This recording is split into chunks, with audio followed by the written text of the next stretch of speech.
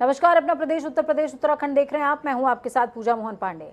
Bulletin की शुरुआत करते हुए सबसे पहले आपको बता दें, उत्तर प्रदेश विधानसभा चुनाव के 6 चरणों के मतदान हो चुके हैं।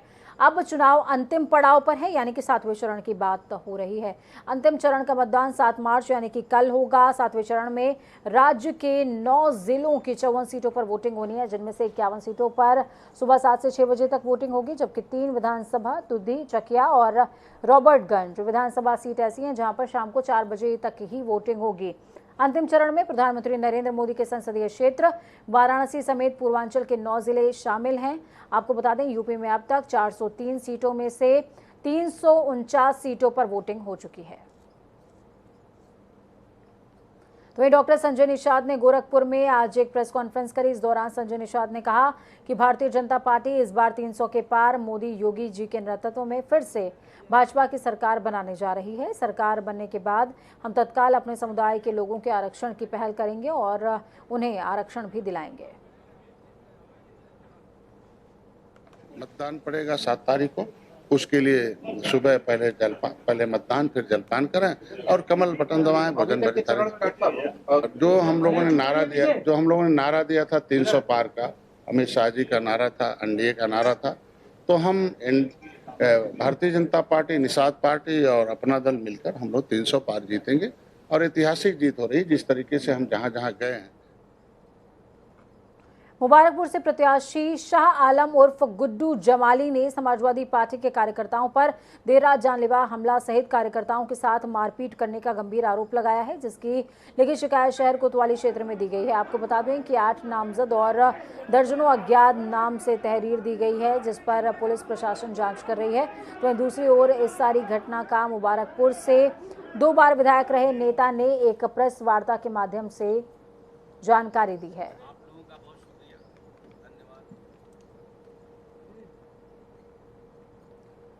यूक्रेन और रूस के बीच 11वें दिन भी जंग जारी है। इस बीच केंद्र सरकार ने भारत के बच्चों के साथ अन्य लोगों को वहां से सुरक्षित निकालकर लाने में बड़ी सफलता हासिल की है। पीएम नरेंद्र मोदी के ऑपरेशन गंगा के तहत भारत के लोगों को वापस लेने का काम तेजी से चल रहा है। हंगरी, रोमानिया और पोलैंड के रास्ते भारत के नागरिकों और स्टूडेंट्स को लाया जा रहा है। अब तक 13,000 से ज्यादा ऐसे भारतीय हैं जिनकी वतन वापसी हुई है। भारत आने पर उत्तर प्रदेश के 50 मेडिकल छात्र छात्राओं ने लखनऊ में सीएम योगी आदित्यनाथ से उनके सरकारी आवास पर भेंट करी। इस दौरान सभी ने एक स्वर में प्रधानमंत्री नरेंद्र मोदी के प्रयास की जमकर सराहना भी की है।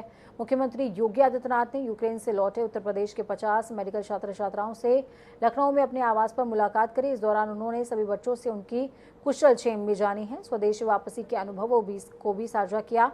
इस दौरान मुख्यमंत्री योगी आदित्यनाथ के साथ बीजेपी के प्रदेश अध्यक्ष स्वतंत्र देव सिंह और उप मुख्यमंत्री दिनेश शर्मा मौजूद रहे। जो भी कर रहे हैं, प्रधानमंत्री मोदी जी के ही मार्गदर्शन, उनके निर्देश पर ही कर रहे हैं। आपने देखा होगा, दिल्ली में इंटरनेशनल एयरपोर्ट के बाहर भारत सरकार की टीम के साथ साथ उत्तर प्रदेश राज्य सरकार की टीम भी वहां पर लगी हुई। यूपी भवन वह उत्तर प्रदेश सरकार का भवन है। हमने यूपी के बच्चों के लिए उसको खोला हुआ है कि वहां पर जो भी बच्चे आएंगे उनको वहां रखेंगे। फिर हमारे अधिकारियों की पूरी टीम वहां काम कर रही है। हमने कई जिलाधिकारियों को भी वहां पे कैंप करवाया हुआ है। वे लोग वहां पर जाएंगे। हर जिले के जिलाधिकारी को ये निर्देश दिए गए हैं, वे उन सभी बच्चों के अभिभावकों से मिलेंगे, बातचीत करेंगे, उनकी समस्या का समाधान करेंगे। उन्हें लाने ले जाने में क्या समस्या, कोई समस्या ना हो, इसके बारे में भी। ये सारी चीजें एक संवेदनशील सरकार अपने नागरिकों के साथ ऐसे ही खड़े होकर के उनका समाधान करती है, जो आज प्रधानमंत्री मोदी जी के नेतृत्व में यूक्रेन संकट के दौरान भी ये चीजें आप सबको देखने को मिल रही है। आप लोग यूक्रेन में गए होंगे। यूक्रेन में आपकी मेडिकल की पढ़ाई का जो खर्चा होता है वह लगभग 20 से 30 लाख होता है। आप यूएस में जाएंगे, यूएस में मेडिकल की पढ़ाई का खर्चा लगभग 2 करोड़ आता है। आप यूके में जाएंगे, लगभग यही खर्चा है। आप भारत में प्राइवेट मेडिकल कॉलेज में जाएंगे तो ये खर्चा 80 लाख से लेकर 1 करोड़ तक पहुंचता है। लेकिन गवर्नमेंट मेडिकल कॉलेज में अगर आप यही पढ़ाई करना चाहेंगे तो मुश्किल से आपको 4 से 5 लाख रुपए में ये पढ़ाई अपने देश में, अपने घर में, अपने जनपद में ये पढ़ाई करने का अवसर प्राप्त हो जाएगा, मात्र 4 से 5 लाख रुपए में। और इसीलिए हम लोगों ने मेडिकल इंफ्रास्ट्रक्चर पर ध्यान दिया। 37 नए मेडिकल कॉलेज, 2 एम्स, गोरखपुर का एम्स भी चालू हो चुका है। 33 नए जो मेडिकल कॉलेज हमारे बन रहे हैं, यानी उसमें से 17 को हम चालू कर चुके हैं। 8 को हम लोगों ने 2018 में प्रारंभ किया, 9 को इसी साल प्रधानमंत्री जी ने 21 में चालू किया, उनमें एडमिशन भी हो गए हैं, नीट के माध्यम से उनमें एडमिशन हो चुके हैं। और 14 पे हमारा बाकी शेष 15-16 पर हमारा काम वर्तमान में चल रहा है, जिसको हम लोग 23 में उनमें नया सत्र प्रारंभ करेंगे। तो मेडिकल इंफ्रास्ट्रक्चर पर आजादी के बाद जो ध्यान होना चाहिए था नहीं दिया गया, लेकिन आज इस पर प्रधानमंत्री मोदी जी का ध्यान है और आज हम उस स्थिति में पहुंचे हैं कि अगले 1 वर्ष के अंदर, 1-1.5 वर्ष के अंदर उत्तर प्रदेश में हर जनपद में एक मेडिकल कॉलेज होगा, हर जनपद में एक मेडिकल कॉलेज होगा। केंद्रीय औद्योगिक सुरक्षा बल का आज 53वां स्थापना दिवस मनाया गया। गाजियाबाद के इंदिरापुरम स्थित CISF कैंप में केंद्रीय गृह मंत्री अमित शाह मुख्य अतिथि के तौर पर मौजूद रहे। कार्यक्रम के दौरान उन्होंने निशान टोपी को सलामी दी। आपको बता दें कि CISF का स्थापना दिवस 10 मार्च को होता है, लेकिन यूपी विधानसभा चुनाव की मतगणना चूंकि उस दिन है, इसलिए इस कार्यक्रम को 4 दिन पहले ही आयोजित किया गया।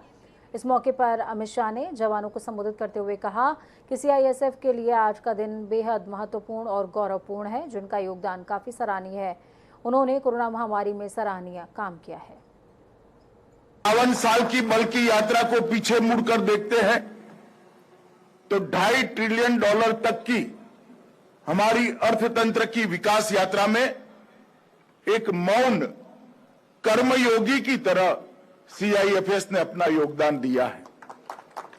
ये बल के कर्मी कहीं अर्थतंत्र की ऊंचाइयों को वर्णित करते वक्त किसी ने उनका वर्णन नहीं किया, किसी ने उनके योगदान को भी नहीं सराहा, मगर आपके मंत्री के नाते मैं निश्चित कहना चाहता हूं कि $2.5 ट्रिलियन की हमारी यात्रा CISF के बगैर अब संभव थी, हो ही नहीं सकती।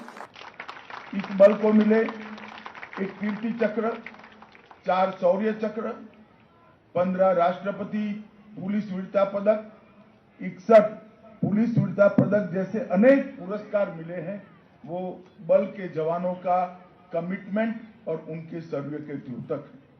लगभग 1,64,000 की नफरी के साथ संवेदनशील एवं महत्वपूर्ण 354 प्रतिष्ठानों और 65 से ज्यादा संवेदनशील हवाई अड्डे, बंदरगाह, परमाणु इकाइयां, अंतरिक्ष संस्थान, कोयला, इस्पात और तेल के उत्पादन के स्थल और समुद्र के अंदर भी ऑयल उत्पादन के सभी क्षेत्रों में CISF अपनी मौजूदगी दर्ज भी कराता है और वहां सुरक्षा का एक माहौल भी बनाया हुआ है। देश की सुरक्षा में चाहे जम्मू कश्मीर हो, चाहे नक्सल प्रभावित क्षेत्र हो, जहां जहां पर CISF का एक काम और ट्रेनिंग न होने के बावजूद भी जब मानव बल की पूर्तता योग्य तरीके से नहीं होती, CISF के जवानों को लगाते हैं।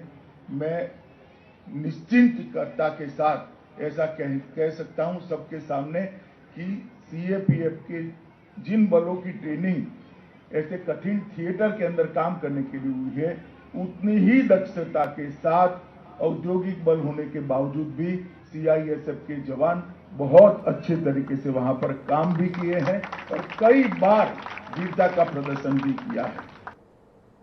कानपुर देहात में देर शाम भाजपा युवा मोर्चा के पूर्व जिला उपाध्यक्ष की लाठी डंडों से पीट कर अधमरा उनको कर दिया गया।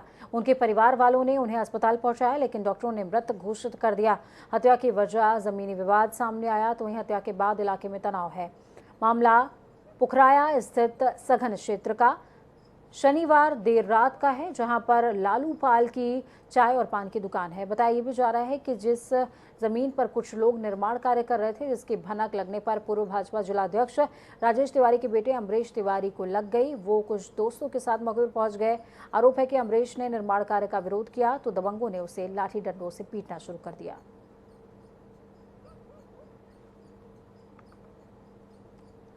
चंदौली के अलीनगर थाना क्षेत्र के जफरपुर गांव में केंद्रीय कैबिनेट मंत्री डॉक्टर महेंद्र नाथ पांडे के साथ जनसंपर्क के लिए निकले भाजपा प्रत्याशी रमेश जायसवाल के काफिले पर कुछ अराजक तत्वों ने हमला कर दिया। आरोप है कि गाड़ी पर पत्थर फेंका गया और हमले के लिए रॉड भी तान लिया गया।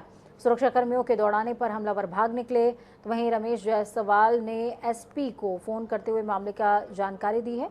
सांसद डॉक्टर महेंद्र नाथ पांडे ने सपा कार्यकर्ताओं पर हमले का आरोप लगाते हुए घटना की निंदा की। कहा, एसपी से बात करने के साथ ही मामले की भारत निर्वाचन आयोग से शिकायत की जाएगी। आपको बता दें, शनिवार की शाम चुनाव प्रचार के अंतिम दिन कैबिनेट मंत्री डॉक्टर महेंद्र नाथ पांडे भाजपा प्रत्याशी रमेश जायसवाल के साथ जफरपुर गांव में जनसंपर्क के लिए राम मूरत यादव के यहां जा रहे थे, जिसके आवास से कुछ दूर पहले ही गांव के मुख्य मार्ग पर 2 दर्जन से ज्यादा लोगों ने सबसे आगे चल रहे रमेश जायसवाल के वाहन पर रॉड से हमला किया था। पैसे लेकर इवेंट में शामिल न होने के मामले में एक्ट्रेस सोनाक्षी सिन्हा मुश्किलों से घिरती नजर आ रही हैं। कई बार समन देने के बाद भी अदालत में हाजिर न होने पर मुरादाबाद की एक अदालत ने उनके खिलाफ गैर जमानती वारंट जारी कर दिया है। अदालत ने उन्हें 24 अप्रैल को पेश होने का हुक्म दिया। ये मामला दिल्ली में आयोजित होने वाले एक इवेंट में न आने का है। याचिकाकर्ता के मुताबिक उन्होंने इस इवेंट के लिए पूरा भुगतान कर दिया था। इस मामले के शिकायतकर्ता प्रमोद शर्मा मुरादाबाद के कटघर थाना क्षेत्र के रहने वाले हैं। वो इवेंट मैनेजर का काम करते हैं। दिल्ली के सीरी कोर्ट ऑडिटोरियम में 30 सितंबर 2018 को India fashion and beauty award समारोह होना था। प्रमोद शर्मा ने टैलेंट फुल ऑन और एक्सीड एंटरटेनमेंट नाम की कंपनी के जरिए एक्ट्रेस सोनाक्षी सिन्हा को इस कार्यक्रम के लिए बुलाया था। इसके लिए बाकायदा कॉन्ट्रैक्ट भी हुआ था। सोनाक्षी सिन्हा जो शत्रुघ्न सिन्हा की बेटी है, उसने मुरादाबाद के एक व्यक्ति प्रमोद शर्मा जी के साथ 90 लाख से ज़्यादा की ठगी की है। इसका मुकदमा थाना कटघर में 2019 में 22/2/2019 को दर्ज किया गया 420-406 में। मुकदमे की इन्वेस्टिगेशन हुआ। उस इन्वेस्टिगेशन में ये लोग हाई कोर्ट गए, वहाँ से अरेस्ट लाए और इनके खिलाफ सोनाक्षी सिन्हा, अभिषेक सिन्हा और 3 अन्य लोगों के खिलाफ चार्जशीट फाइल हुई। सोनाक्षी सिन्हा उस चार्जशीट को लेकर ऑनरेबल हाई कोर्ट गई। ऑनरेबल हाई कोर्ट ने उसमें प्रोसीडिंग स्टे किया और नीचे की कार्रवाई को स्टे कर दिया। इस बीच सुप्रीम कोर्ट की एक गाइडलाइन आई, जिसे ऑनरेबल हाई कोर्ट ने भी सर्कुलेट किया और स्ट्रिक्टली उस एडमिनिस्ट्रेटिव ऑर्डर को पालन करने के लिए कहा। किसान नेता राकेश टिकैत ने प्रदेश की बीजेपी सरकार पर मतगणना में भारी बेईमानी करने की आशंका जाहिर की है। टिकैत ने आशंका जताई है कि यूपी में कम से कम 70 सीट बेईमानी से जीतने की तैयारी की जा रही है। उन्होंने किसानों और अन्य मतदाताओं से आह्वान किया है कि वो एक रात पहले ही काउंटिंग की जगह के आसपास जुटना शुरू हो जाएं, अपनी निगरानी में मतगणना कराएं। बेईमानी हो तो शांतिपूर्वक मतगणना होनी चाहिए। अपने बयान को लेकर किसान नेता राकेश टिकैत ने हमारे संवाददाता से खास बातचीत भी इस दौरान की है।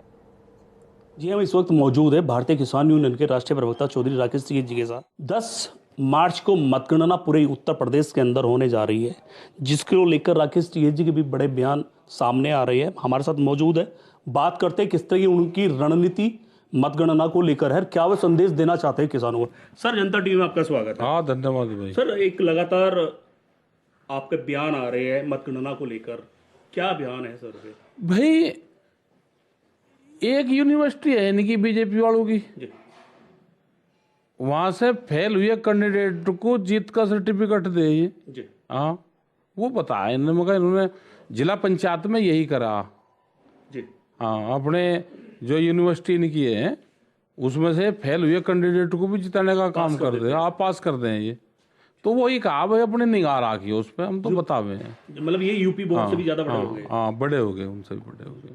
तो 10 मार्च को सर मुजफ्फरनगर में मतगणना है। आपका एक बयान आया था कि ट्रैक्टर ट्रॉली लेकर किसान मतगणना। भाई, ट्रैक्टर ट्रॉली तो जाने का एक साधन है। किसान ने जिसने वोट दे रखी है उनको अपनी वोट भाई उसके घर लोग को पूछवाने का काम करो। जिसने भी दे रखी है अपनी निगाह रखना भाई, गिनती ठीक हो जाए, निगाह रखे। ये हारे हुए कैंडिडेट को जीत का सर्टिफिकेट देंगे। एक जिला एक सीट, ये इनका प्रोग्राम है। और एक जिला और एक सीट वाली पॉलिसी होगी तो भाई ये तो बेईमान आदमी है। ये क्या पता क्या कर लेंगे। मतलब आपको बीजेपी पर बिल्कुल भी विश्वास नहीं, कब क्या कर दी है सरकार पे? सरकार पर। इन्होंने जिला पंचायत में ऐसे ही किया। अच्छा, कुछ अगर गड़बड़ी होती है मतगणना को लेकर तो आप लोगों की क्या? ना, हमारा कुछ नहीं, हम तो नॉन पॉलिटिकल आदमी, हमारा क्या मतलब गिनती से। आप तो केवल संदेश देंगे। हम तो गांव की बात इनको बता रहे हैं, हम तो जो गांव वाले बताते हैं वो बता रहे हैं, हम तो इनको बात बता रहे हैं बस। आपने इंस्ट्रक्शन दे दिए, लोगों को समझना है, उस चीज पे अमल करना है कि नहीं करना उस पर कर लो भाई अमल, जिसको भी करना कर लो। जिस कैंडिडेट को वोट दी वो पहुंचनी चाहिए उस वो पहुंचनी चाहिए उस पर, उसकी गिनती ठीक हो। ये बेईमान ना करेंगे, बेईमान है, जालसाज है, बेईमान है, हारे हुए को जीत का सर्टिफिकेट देंगे, उस पर निगाह रखना अपने पे ये। अच्छा ठीक है साहब, 10 तारीख को मतगणना खत्म हो जाती है, सरकार किसकी बनेगी किसकी नहीं बनेगी वो तो 10 तारीख बताएगी, लेकिन उसके बाद भारतीय किसान यूनियन का अगला कदम क्या होगा? देखो, हम तो अपनी बात सरकारों के सामने रखते हैं, जनता की आवाज उठाते हैं और हर मुख्यमंत्री से हम बातचीत करते हैं, आज भी कर रहे हैं, आगे भी करते रहेंगे। जो उनकी पॉलिसी है उस पर डिस्कशन करते हैं कि किस स्टेट की ठीक है किसकी नहीं है। जैसे गन्ने की पॉलिसी है, हरियाणा में भाव तो उत्तर प्रदेश से 10 रुपया ज़्यादा है, 12 रुपये, लेकिन किराए के नाम पे वो उत्तर प्रदेश से ज़्यादा काट रहे हैं, किराया 21 रुपये तक वो ले लेते हैं, यहाँ पे 8 रुपया है। तो इसका मतलब ये होगा कि 13-14 रुपये में ज़्यादा लेते हैं। तो वो उनको हरियाणा वालों को बता, भाई आंदोलन करो इसमें, ये तो मिल वालों ने आपको लूट लिया।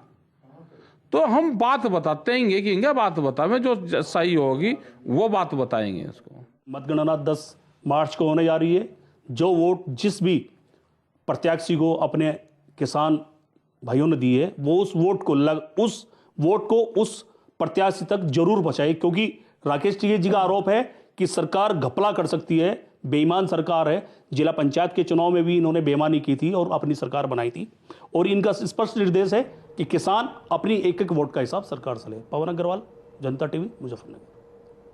तो खबरों में आगे बढ़ेंगे, बात उत्तराखंड के करेंगे। उत्तराखंड में कुमाऊनी होली का अपना ऐतिहासिक और सांस्कृतिक महत्व है। ये कुमाऊनी लोगों के लिए सबसे महत्वपूर्ण त्योहारों में से एक माना जाता है, क्योंकि ये केवल बुराई पर अच्छाई की जीत का ही नहीं बल्कि पहाड़ी सर्दियों के अंत का और नए बुआई के मौसम की शुरुआत का भी प्रतीक है, जो इस उत्तर भारतीय कृषि समुदाय के लिए बेहद खास होता है, बेहद महत्व रखता है। आज राजधानी देहरादून के गढ़ी कैंट में होली मिलन समारोह का आयोजन हुआ। इस मौके पर होलियारों ने बताया कि होली का त्यौहार कुमाऊं में बसंत पंचमी के दिन से शुरू हो जाता है। कुमाऊनी होली के 3 प्रारूप हैं, बैठकी होली, खड़ी होली और महिला होली। इस होली में सिर्फ अबीर गुलाल का टीका ही नहीं होता, बल्कि बैठकी होली और खड़ी होली गायन के शास्त्रीय परंपरा भी इसमें शामिल है। उत्तराखंड में होली का अपना एक महत्व है। अगर राजधानी देहरादून की बात की जाए या फिर समस्त उत्तराखंड की बात की जाए तो अब जो होली के कार्यक्रम है उसको शुरू कर दिया गया है। कुमांचल होली की जो आज नींव रखी गई है और यहाँ पर कार्यक्रम का आयोजन किया गया है। किस तरीके से कुमांचल होली मनाते हैं इसको लेकर हम बात करेंगे। जो हमारे साथ जो लोग हैं जो कार्यक्रम का आयोजन जिन्होंने करवाया है, इसके साथ ही तमाम सारे लोग हैं, उनसे बात करें। किस तरीके से देखते हैं कुमांचल की एक अपनी होली है? भैया, ये होली हमारी पुरानी संस्कृति है। हमारे पूर्वजों ने जब से ये शुरू करी है, हम लोगों ने इसको अभी तक जो भी हमसे बन पाता है तो हम चला रहे आगे इसको। बाकी सब भोलेनाथ की कृपा है, माँ भगवती का आशीर्वाद है। हम सदा होली खेलते रहें, अपनी संस्कृति को कायम रखें। इसमें विशेष क्या रहता है, किस तरीके से विशेष क्या रहता है इसमें? क्या कुछ गाने में किस तरीके से आप अपने आप को प्रेजेंट करते हैं? भैया ऐसा है, ये हमारी जो कुमाऊं की एक प्रथा चली है, ये होलियाँ गाते हैं हम इसमें। और श्री गणेश वंदना करके पहले गणेश जी की होली गाते हैं, फिर माँ भगवती की, फिर शंकर भगवान की, फिर पूरे परिवार वालों को आशीर्वाद देते हैं। हर वर्ष इस पर्व को हम मनाते हैं। होली है, होली है, होली है। तो जहाँ पर होली की शुरुआत हो गई है और तमाम सारे लोग अपने अपने ढंग से होली मनाने यहाँ पर आए हैं। और जो कुमाऊंचल की जो होली है प्रसिद्ध होली है, देश नहीं विदेशों में भी इसका जो है वह नाम है। और साथ में अब होली का त्यौहार है, सभी लोग अपने रंगों में रंगे हुए हैं। वीडियो जर्नलिस्ट अनूप भट्ट के साथ नवीन शुक्ला, जनता टीवी, देहरादून। तो पहाड़ों पर आगाज हो रहा है होली का, और ये होली प्रतीक है बुआई का भी, फसल का भी, एक ऋतु के जाने का, दूसरे ऋतु के स्वागत का। लेकिन मैदानी क्षेत्र में क्या चल रहा है? मैदानी क्षेत्र में सियासी होली का इंतजार है, और वो सियासी होली होगी 10 मार्च को, और वो बताएगी कि किसकी होली सफल है और किसकी होली बेरंग हो जाएगी। वक्त छोटे से ब्रेक का, ब्रेक के उस पार खबरों का सफर लगातार जारी है। बने रहिए जनता टीवी के साथ, क्योंकि हम हैं आपकी ताकत। अपना और अपनों का बहुत ख्याल रखें। हमारी ये कामना है कि आपका आने वाला कल आज से बहुत खूबसूरत, बहुत बेहतरीन हो। नमस्कार।